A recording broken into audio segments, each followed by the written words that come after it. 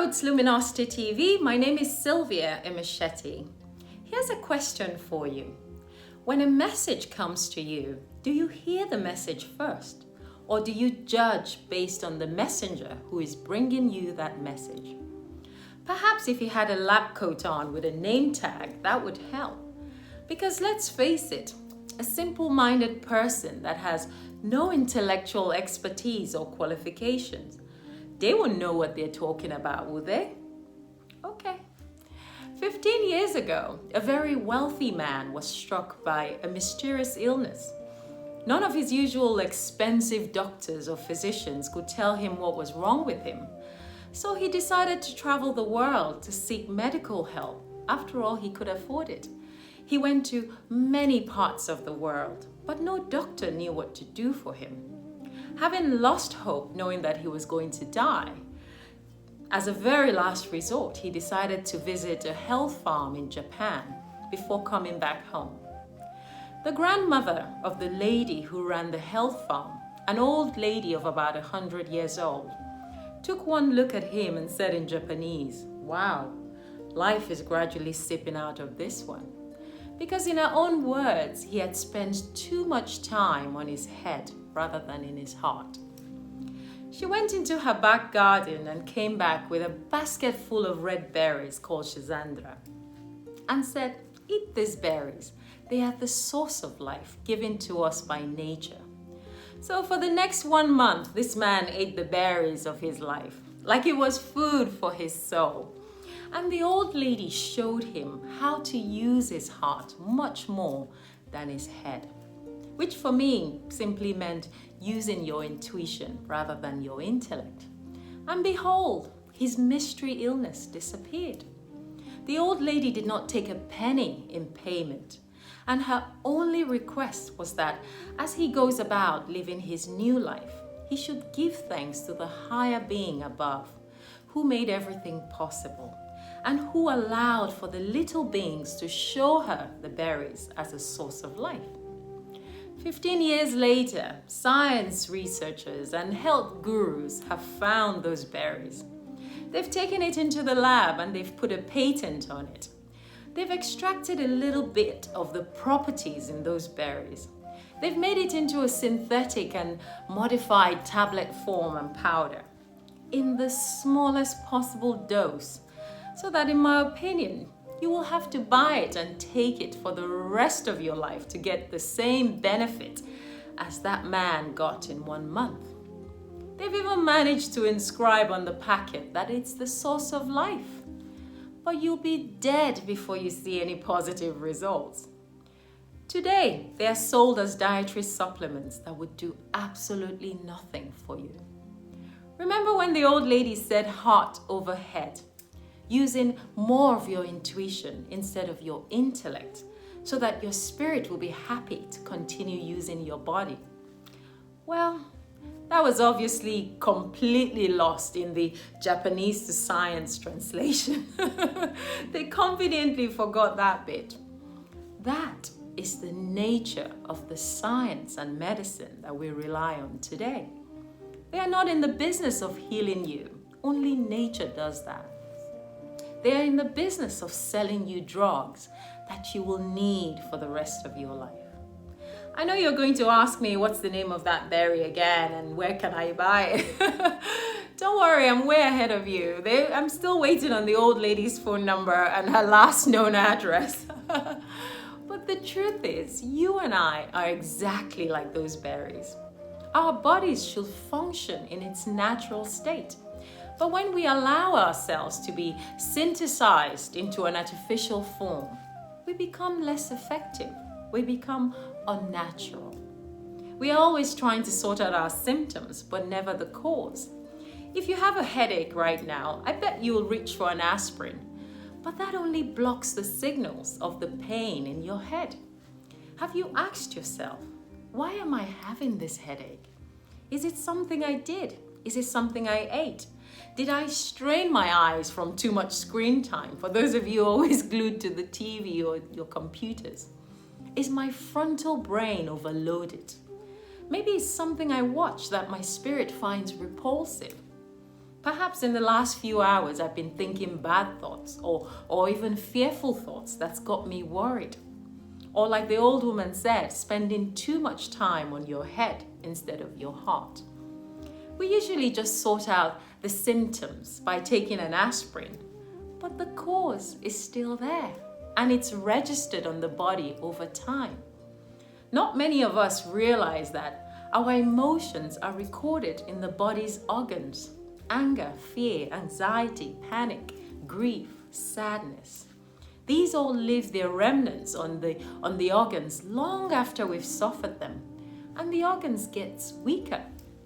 Never mind the fact that some of us still have our experiences of past earth lives where activities of the soul means that we now have weaknesses, which we must now experience on our bodies as pain.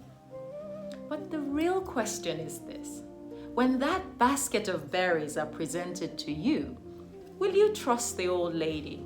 Or are you one of those patiently waiting 15 years after for science to make you one in the lab?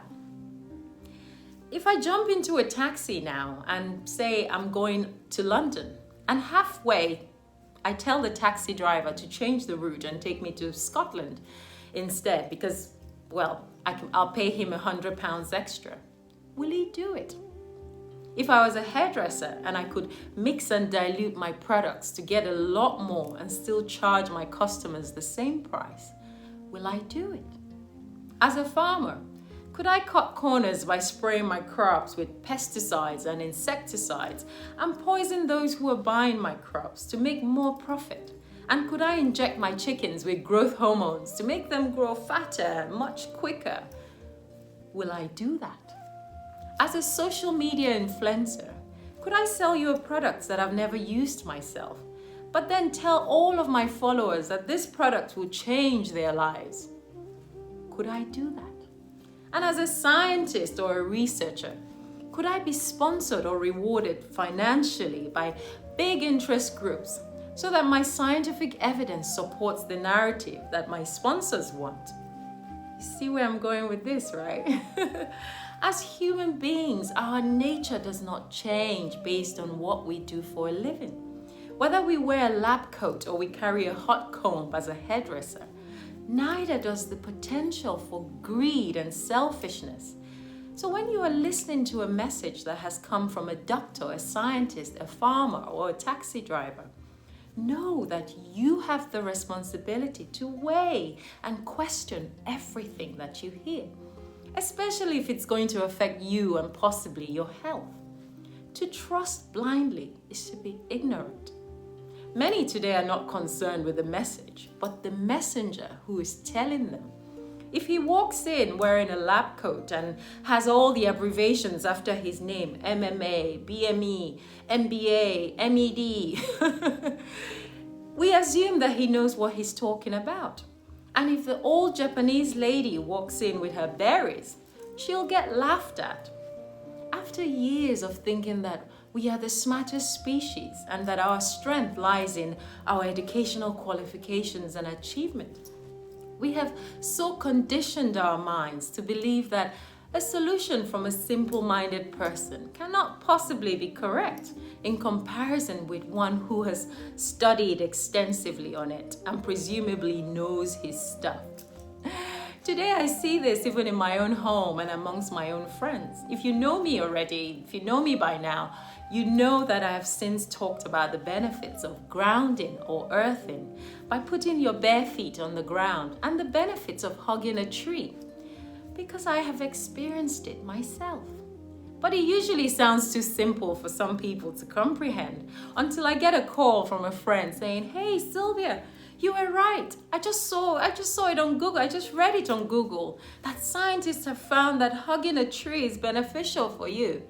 I'm like, really?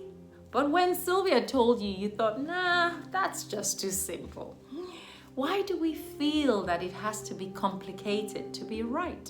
That it has to be expensive to work and that it has to come from an expert to be true?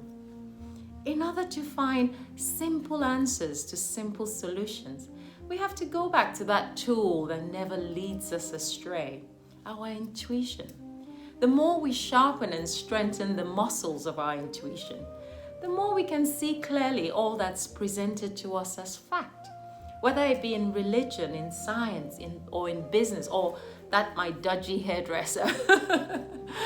We were not left on this planet without the means to do right by ourselves. We were given the necessary tools to guide us and help us live aright. In fact, the foundation of who we are as spiritual beings was to use these tools to discern the truth and the information around us, so that we can create a beautiful world filled with love and light and happiness. But look around you, my fellow passengers. Look at our Earth School.